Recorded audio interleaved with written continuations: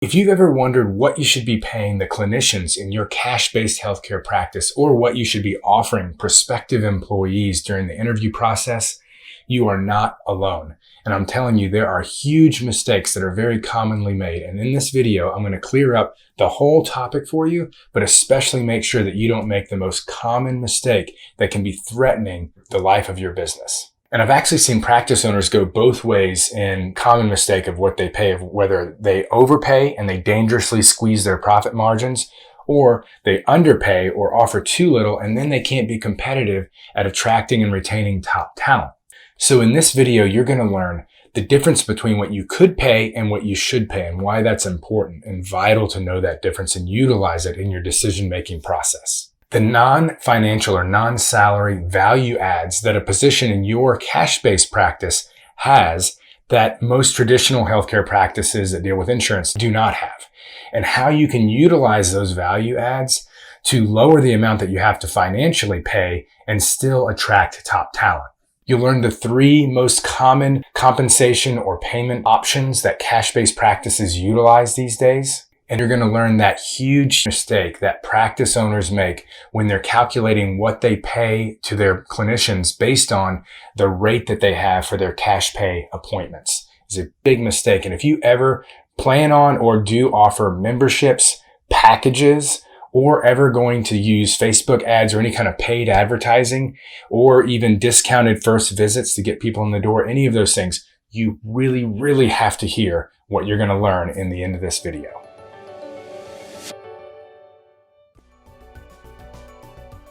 Welcome to today's episode. If it's your first time here, my name's Jarod Carter. I'm a physical therapist and cash-based practice owner and also the creator of the Cash Pay Profit Formula. I help healthcare providers like you to create your own cash-based, out-of-network or concierge practice so you can end reliance on greedy insurance companies, provide a level of care you are ultimately proud of, and reclaim your profits and your future. So if you're new here, definitely consider subscribing to this channel because we do episodes like this all the time and they always have a free resource associated with them designed to get you results faster. Now this video, as you'll see, is going to be an extraction from one of my mastermind coaching calls. I do have a cash-based practice mastermind and we do coaching calls every week, and this is pulled from that, where one of my students in the mastermind asked me how much they should be paying their employees in their cash-based practice.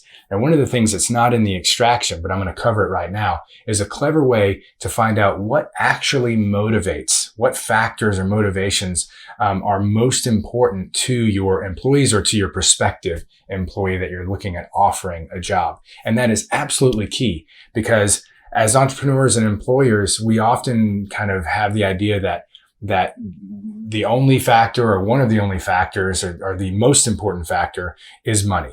And that's just not the case. I've been amazed that when I've used this tool, how often my employees or prospective employees will rank things other than money as higher in terms of motivators for them. So the free resource for this episode is the Motivator Index. You'll download and you're going to have them fill it out during the interview process. It's going to tell you among like 14 or 15 factors what's most important to them and in what order. And I'm telling you, if you use this, you'll be not only amazed at how it affects how you can skillfully put together a compensation plan that's best for both them and happiest for them and for your practice, but also how you manage them over time to get the most out of that employee and keep them happy and productive for as long as possible. So with that said, let's get into today's lesson. And it's important to note that how much can I pay and how much should I pay are often different things. They are definitely different topics, right? So the first part of how much should I pay is doing some market research for sure, and seeing what providers are being paid in similar scenarios in your market and maybe outside since you're in a pretty small market. Looking at those ranges, if there's any way to find out kind of who's getting paid in that range for how much skill set, like certifications. I know that you have specific certification that you're in, those kinds of things that are real value adds. Obviously it makes it makes it go up in terms of what you should pay. Then there's the other kind of downward pull on that is that, if you're doing market research and where you're seeing like, wow, I can't believe these clinics are paying $80,000 or $90,000 for a non-management staff therapist. But then when you look at the clinic and it's like, oh, well, that's because they're seeing 4 or 5 kids an hour or something ridiculous, So when you look at that range, you also want to consider, I mean, maybe some therapists are making 80K and that just seems way out of my reach. But those therapists, those are the same therapists that are getting completely burnt out, and some of them quite happy to make less just to be able to spend an hour one-on-one with all their patients. There's huge value in what we provide in most of our practices or all of our practices compared to the employee or the kind of employment scenario that our colleagues face being an insurance-based practices. So consider that too, right? When you think about what you're paying or providing in compensation, it's not just an hourly rate or a salary. It's the environment that you're giving them, to work in. And in most cases, ours is just so much nicer, that can account for a great deal of a lower pay. At the end of the day, the dollar does have the most weight.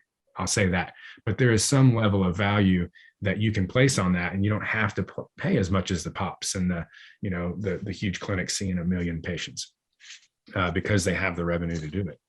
So those are kind of like on the should pay, market research type things that you'll want to do.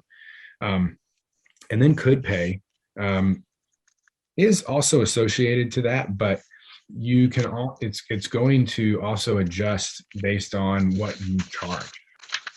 We've talked a lot about trying to keep our staff costs in that 33-ish% range, So obviously if you're looking at a pay per session scenario and a patient's paying $100 a session, versus a patient paying $200 a session, big difference in what you can afford to pay and still stay in line with what kind of across these types of service and healthcare businesses have established as like a healthy rate to pay based on revenue that you create in the business. So I would look at that in terms of, what are you actually collecting on a per hour basis?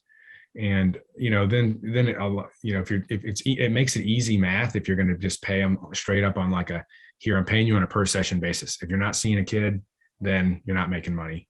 You're still expected to do these things, to do all the documentation that is necessary and blah, blah, blah.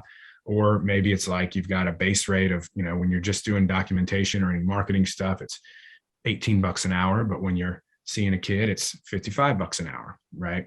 Or you just go in straight salary. Those are just kind of three. There's more than that to it, but those are three options, three of the most common options. And with salary, you got to do a little kind of average and division over time to kind of come down to what am I collecting either on a per session basis, or you could just look at revenues per month. But, things change and shift over time. So you want to kind of try to get enough data to come down to a number that's, fairly consistent. When you look at, that's what it was. Yes, you can use your hourly rate, your one-off hourly rate to kind of look at, say, all right, what's 33% of that as like a starting point. But also definitely remember, as I pointed out early in this call, I don't know if you heard, we were just kind of really digging into my numbers from 2021. And because I'm still paying my staff a little bit for just free consultations, and I'm paying them in full for Facebook, promotion visits. And, for that reason, when we're talking about instead of 195, it's either 45 or 95, like it totally sucked down our average collection per visit.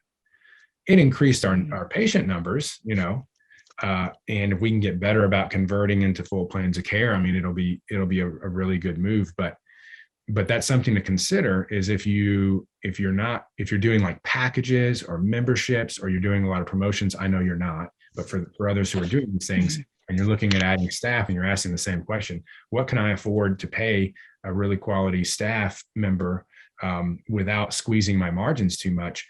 Don't use your one-off full, 195 in my case. Look and say like, okay, what were my numbers last year? How much revenue did I generate?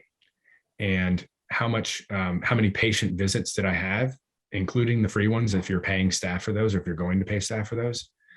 Get it to a common denominator of length of time if you're doing more than one length of time. So for us, like discovery sessions and 30-minute visits, we kind of use those both as like 30-minute sessions. And then we divided it by 2. So let's say I had 1,000 visits and 1,000-hour visits and 200 half-hour visits. Well, that's equivalent to 1,100 full-hour visits, right? Now I take my total revenue and divide it by 1,100. Now I have what I'm actually kind of collecting on a per visit basis, not my 195 rate. And we found ours was like 160. I mean, it significantly came down. Yeah, it was very different. I was surprised. It's the first year we've done so many promo things. So those are things to keep in mind when you're saying, well, what 33% of what? Now that I've come up with that, I was like, man, technically my most senior therapist for sure was being way overpaid. It was really squeezing my margins, and the profits on his visits were not nearly what I am used to. So you can make really big mistakes with small changes in math or not focusing on the right numbers. All right. Again, I highly, highly recommend you download and use the Motivator Index. You might even have your current employees fill it out. Make sure that you are properly motivating them to do the best in their job. You might be surprised at what you find, other than money. It's like flexibility of hours. It might be autonomy. It might be learning opportunities. It might be, and there's so many different factors. You need to know what motivates them, what's important to them. And especially with any prospective employee, you use that, you might be really surprised at how well you can attract top talent while protecting your profit margins to the maximum. So download that at drjarodcarter.com/episode 9. And if you found any value in this or know anyone who might benefit from this information, please share this with them. I always love to answer questions, love to hear your comments and feedback. So please leave those in the comment section below. And in the meantime, until next episode, please enjoy these related videos.